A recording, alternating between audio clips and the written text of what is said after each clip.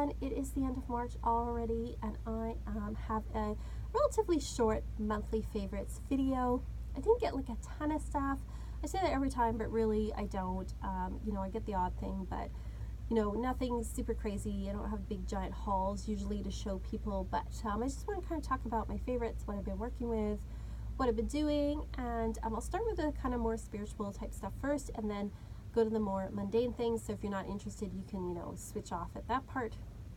But let's get started with favorites for the month of March. So I'm going to start with decks. I really don't have, other than what I've been working with, I don't have a ton of like new decks to kind of like show you or anything. But I have been working with, if you've been following me on Instagram or watching the weekly tarot scopes, you know that I've been working with the Sicoli Tarot, which came out, I think it was about 3 years ago, based on the art of Nicolette Sicoli, who is an Italian artist.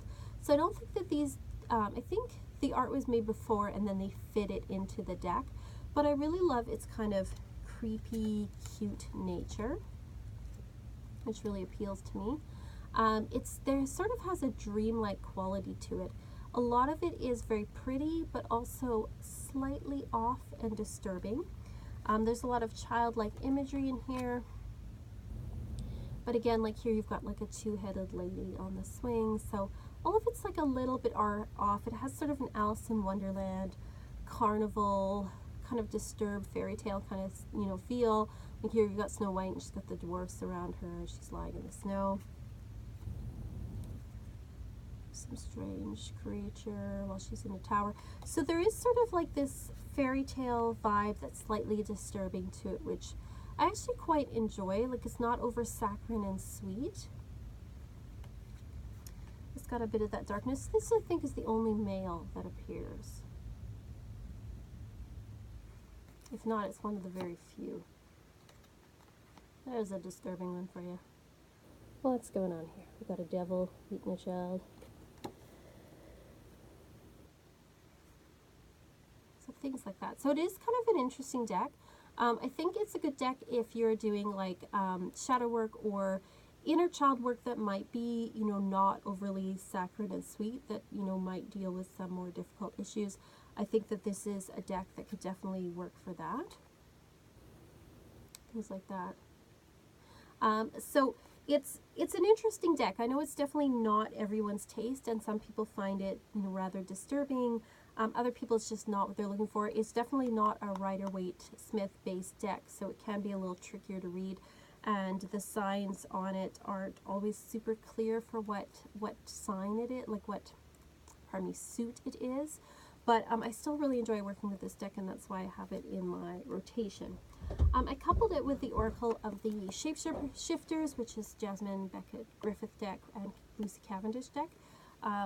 This too also has a childlike feel to it, but again, it's kind of maybe got, not as disturbing I would say, but it's still got elements of things like sadness in it, like this one, right in a koi pond, her big sad eyes. So again, not everyone's taste. I do like that it has all these animals in it, and mythological creatures. It's got some of her older art too. That's an older piece. You either like this kind of art or you don't, I find. But I do like that it references animals. I think it matches really well with the Sicoli Tarot because of sort of that childlike fairy tale type nature to it. So I paired those two together. I do really like both decks, and that's why I put them into rotation, and there's something sort of spring about them. I like that the like the animal thing and the Alice in Wonderland theme I associate a lot with spring, so that's why I worked with them this month. There's been two books I've been kind of reading back and forth over the month, and I wrote about this in the blog, so you can get a more detailed look in my blog about what these particular books are about. But they're both by Stephen Forrest, who's an amazing astrologer.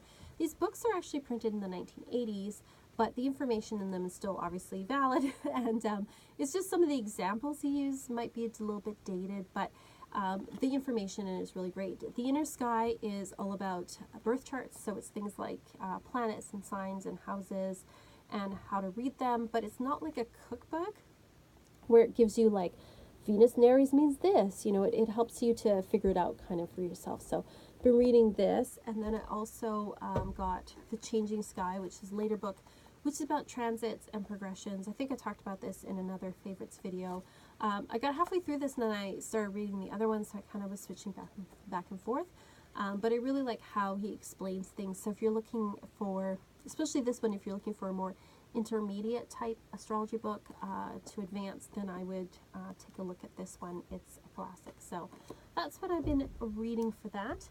That kind of ends the spiritual portion. I know we don't have like a ton of stuff to really talk about. I don't have, some people have loads of things, and this month I just really don't. So let's go on with the more mundane things. So I want to talk about this blanket I got, and talk about the website called Geek, which I got it from. So first of all, I'm very happy, I have to say, with the blanket. I needed a new fuzzy cozy blanket, because you know how fuzzy blankets sort of lose their fuzz over time, and it was getting really old and dingy, and I need a new one. So I got this fabulous Pusheen blanket. I love Pusheen. If you don't know who Pusheen is, it's an adorable cartoon cat. See, look, it's Pusheen, and he's doing all the blankie, or she's doing all the blankie things. She's got snacks like this popcorn thing, and she's got pizza and a burger. She's listening to music. There's should be some here of her reading a book. There's fries too. Look at that, fries. Da, da, da. Where's the books? Oh, there she's got chips. Ah, there's the book. Writing in books. She's reading books. She's doing all sorts of things. All the things you want to do with a cozy blankie. And it is super duper soft, like so unbelievably like fleecy and soft and lovely. I think they had them at Hot Topic a while ago, but I didn't, get it when it was there. So I ordered it online. Now, I do really like this blanket, and it is like a nice size. It's, I can't do it with this setup, but I think it's about 5 feet by 4 feet. I think the blanket is roughly. Anyway, it's like a nice blanket when you're kind of lounging on the couch or whatever. I would recommend, though, if you do want this blanket or any other soft, lovely, fluffy Pusheen type blanket, there's a few of them out there, that you don't go to Geek, especially if you're not in the States. Because what happened was, I paid for the blanket in American, which, if you live in Canada, you're paying a little bit more. And then I also paid for shipping, and it was just like standard shipping. It wasn't anything crazy or like, some crazy express thing or anything. So I already paid like a fair amount for this blanket. And then it came to me, and I got charged COD on top of it, like $26 on top of what I've already paid, which made this blanket way, way more expensive than it ever should have been. And there was nothing on the site that said, like usually when you order from Amazon or whatever site, it'll say, here's the cost, here's the shipping cost, tax, whatever, here's the total. So it gave me the total. It did not mention that there would be any additional fees on the other end. And I've ordered plenty of things from the States before, and that's never happened. And then when I sent an email about this, reporting this problem, they said, oh, well, it's not our problem if they decide to tack on fees on the other end. And I said, well, you should, make that clear. I would have never have ordered for them if they had said there was going to be extra fees. I already paid for shipping. I didn't need to pay for more shipping. They did not offer me any resolution to it. They didn't fix the problem, like nothing. They didn't offer me I've reported problems, the odd occasion I've had problems with the site before, and they're usually really good. Like other sites, and I've never had this problem, but usually, they offer you something. Nothing. I heard nothing from them.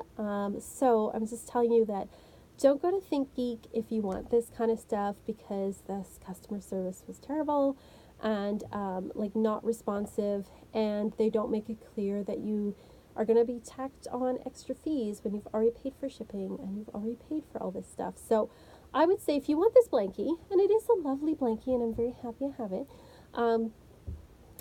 go to another site. Don't go to ThinkGeek, because you might end up paying extra when you get your parcel. So anyway, that's my little rant about that website. So anyway, Pusheen blankie, very nice, very soft, one of my favorites for the month. Other favorites, I'm probably going to write about this in the blog, but I downloaded the new Judas Priest album called Firepower. It came out in March. They have a new album. It's amazing because they're like 60s and 70s, and they're still making amazing heavy metal music, and it's like current, but it still very much sounds like them. So if you like that kind of music, and I know it's not everybody's taste, but if you like that kind of music, if you love their classic stuff, you will love this album. So go listen to it. It's all I've been listening to for the past couple of weeks. I love it. I think it's great. And it's great to see, you know what, it makes me happy too that a lot of these bands are still around and they're still doing things, and I think that's awesome. So that's kind of what I've been up to this month. Again, not a terrible lot of stuff. This turned mostly into a Think Geek rant. But anyway, that's my thoughts. Let me know, have you ever had any problems with that website at all? Have you ever been surprised when you've received a package to get extra shipping charges that you weren't expecting? What did you do? What have been your favorites this March? Let me know. Subscribe.